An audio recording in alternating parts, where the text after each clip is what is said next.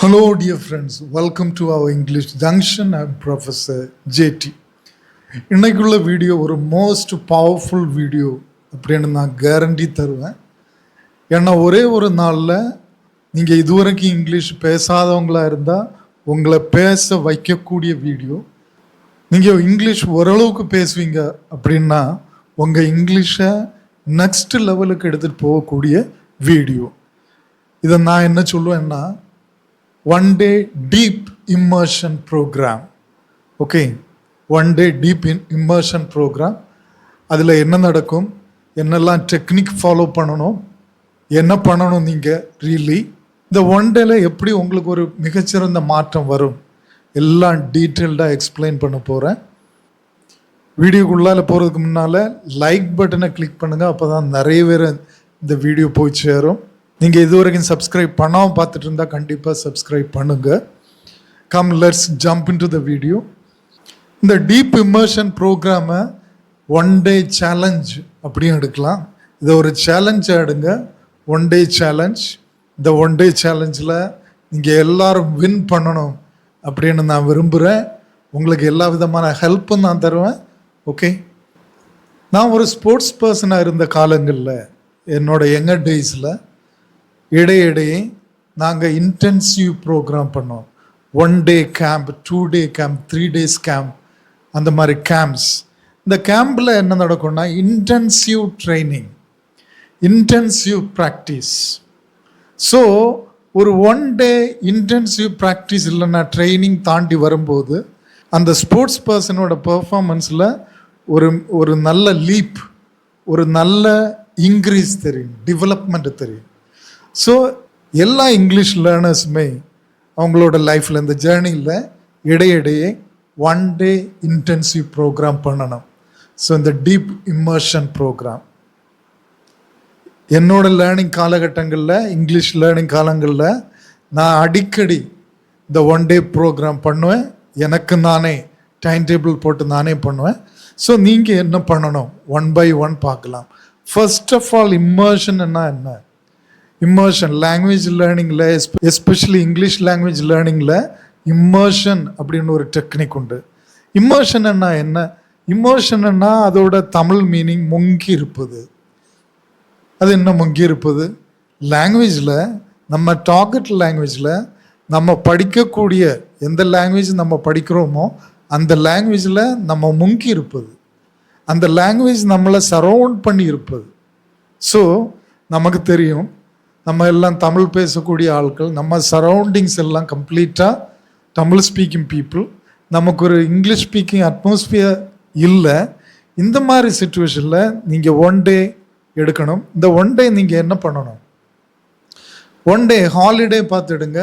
உங்களுக்கு working day இல்லாதனால, நீங்கள் பிஸ்னஸுக்கு போகாதனால, இல்லைன்னா காலேஜ் உங்கள் இன்ஸ்டிடியூஷன் ரன் பண்ணாதனால பார்த்து செலக்ட் பண்ணுங்கள். அந்த நாளில் 8 hours கம்ப்ளீட்லி நீங்கள் லாங்குவேஜில் முங்கி இருக்கணும், இங்கிலீஷில் முங்கி இருக்கணும்.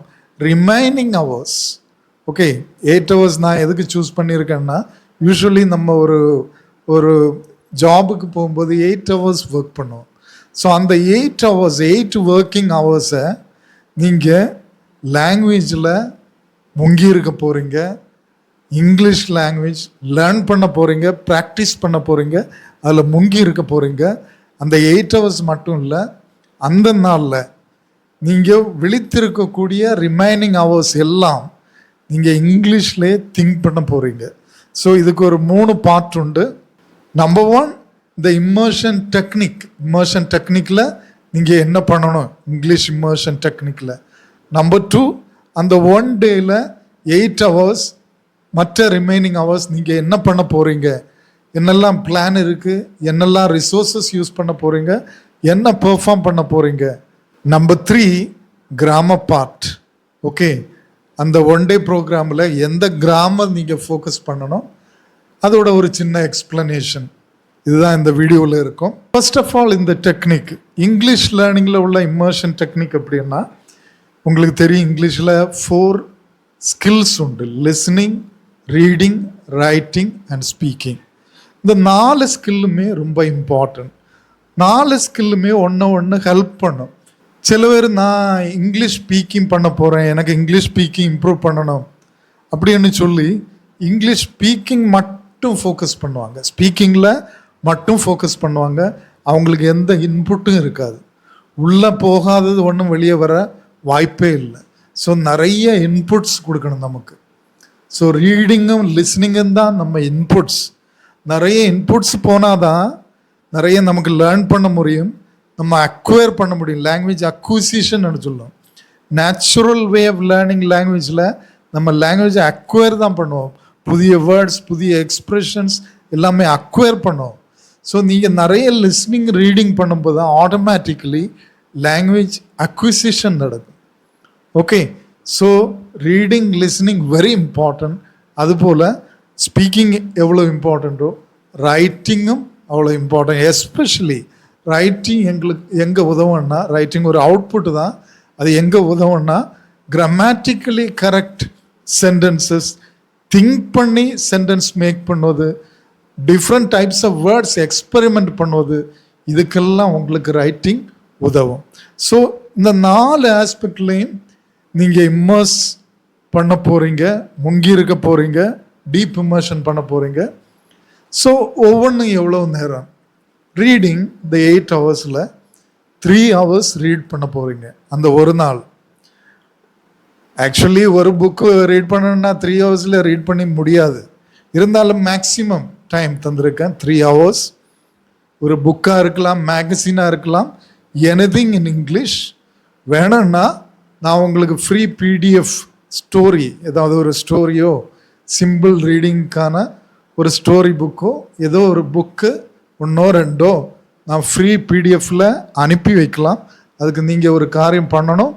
ஓகே, என்னோடய வாட்ஸ்அப் நம்பர் எண்டில் ஷேர் பண்ணியிருப்பேன், இந்த வீடியோவுக்கு எண்டில். அந்த வாட்ஸ்அப் நம்பருக்கு உங்கள் நேமையும் உங்கள் பிளேஸையும் ஷேர் பண்ணுங்கள். அதுக்கு முன்னால் நீங்கள் வீடியோவுக்கு கீழே போய் கமெண்ட் பண்ணுங்கள். Okay, I am willing to participate அப்படின்னு கமெண்ட் பண்ணுங்கள். கமெண்ட் பண்ணிவிட்டு அந்த கமெண்ட்டும் வேறு என்ன கமெண்ட் வேணாலும் பண்ணலாம். ஓகே, கமெண்ட் பண்ணிவிட்டு என்னோடய வாட்ஸ்அப் நம்பரில் வந்து உங்கள் நேமையும் பிளேஸையும் ஷேர் பண்ணுங்கள். நான் ஃப்ரீ பிடிஎஃப் அனுப்பி வைப்பேன், especially for reading. Then 1-2 hours listening. Input தான் நிறைய போகணும். ஆக்சுவலி இன்புட்டு நிறைய போனால் தான் அவுட்புட் வெளியே வரும். 2 hours லிஸ்னிங்.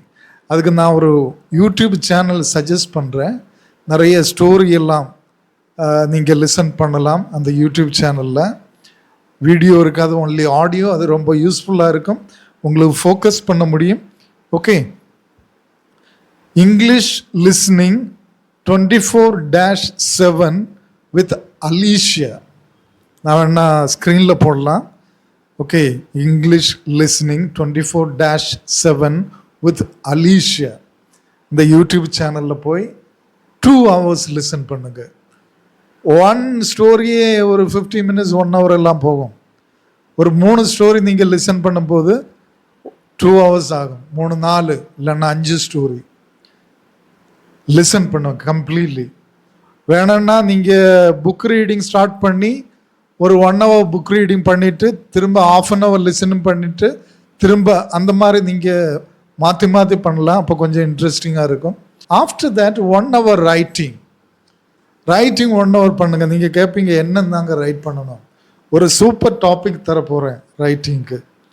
ஓகே, உங்கள் ஸ்டோரியை, உங்கள் லைஃப், இன்னைக்கு வரைக்கும் உள்ள உங்கள் லைஃப், நீங்கள் 25 years-ஆக இருக்கலாம், 50 years-ஆக இருக்கலாம், 40-ஆக இருக்கலாம், 65-ஆக இருக்கலாம், நோ ப்ராப்ளம். இதுவரைக்கும் உள்ள உங்கள் லைஃப்பை எழுதுங்க சென்டென்ஸ் வைஸ். நீங்கள் எந்த ஆண்டு பிறந்தீங்க, about your family, about your friendship, your school life, your college life, your employment, your career, important incidents in your life, everything. ஒரு ஆட்டோபயோகிராஃபி மாதிரி. இதில் 2 நன்மைகள் உண்டு. 1, உங்கள் லைஃப்பை பற்றி ரிஃப்ளெக்ட் பண்ண ஒரு ஆப்பர்ச்சுனிட்டி. 2, இது ஒரு ரைட்டிங் ப்ராக்டிஸ்.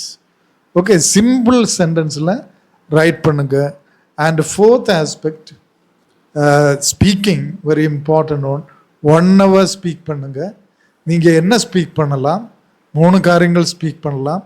ஓகே, நம்பர் 1, நீங்கள் ரைட் பண்ண உங்கள் லைஃப் ஸ்டோரியை ஸ்பீக் பண்ணுங்க. அதுபோல் நீங்கள் ரீட் பண்ண உங்கள் புக்கில் நீங்கள் அது வரைக்கும் ரீட் பண்ண காரியங்கள் உங்கள் மனசில் இருக்கிறத ஸ்பீக் பண்ணுங்க. அதுபோல் நீங்கள் லிசன் பண்ண ஸ்டோரிஸை திரும்ப ரீடெல் பண்ணி பாருங்கள், ரீடெல் பண்ணுங்க.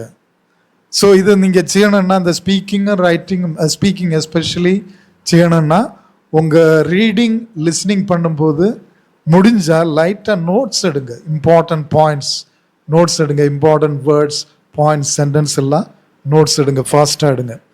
ஓகே, ஸோ இன்னைக்கு கிராமர் பாயிண்ட், நீங்கள் இந்த ரைட்டிங்லையும் ஸ்பீக்கிங்லையும் யூஸ் பண்ண வேண்டிய grammar actually tense, especially simple past tense.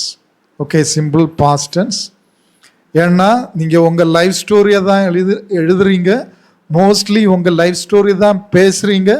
அதுபோல் நீங்கள் லிசன் பண்ணுவதும் ரீட் பண்ணுவதும் மோஸ்ட்லி ஸ்டோரியாக தான் இருக்கும். அதனால பாஸ்ட் டென்ஸ் தான் யூஸ் பண்ணுவீங்க. No confusion in that. I was born in a place called Madurai in Tamil Nadu. Madurai was a beautiful city.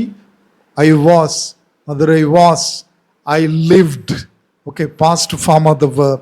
I had so many friends. Possessive verb வரும்போது had வரும், action verb வரும்போது second form, past form வரும். I lived, I wrote, I studied, I completed, etc.